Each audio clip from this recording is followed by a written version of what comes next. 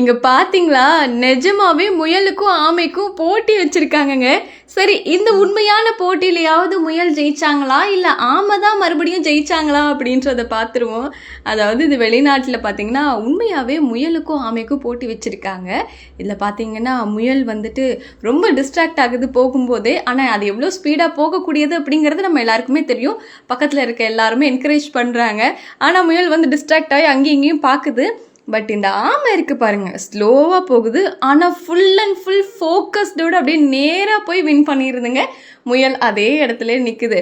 அப்போ உண்மையான கதையை தான் நம்ம எல்லாரும் சின்ன வயசுல படிச்சிருக்கோமோ அப்படின்னு தான் தோணுது.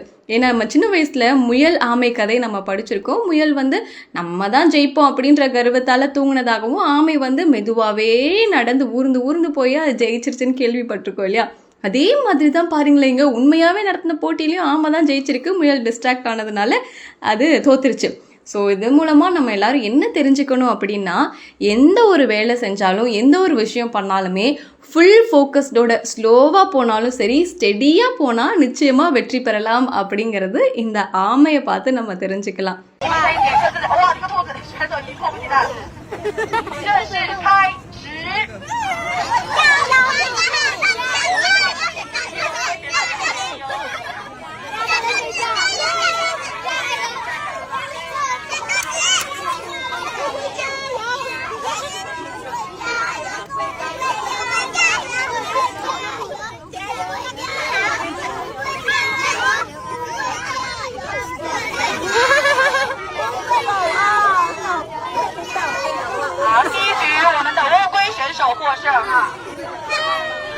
அடடா, என்னங்கப்பா இவங்க நம்மளை கண் கலங்க வச்சிருவாங்க போலயே அப்படின்ற மாதிரி தான் இருக்குது இந்த சம்பவத்தை பார்க்கும்போது. ஒரு செருப்பு தைக்கிறவர் எப்போதும் போல தன்னோட வேலையை செஞ்சுட்டு இருக்காரு.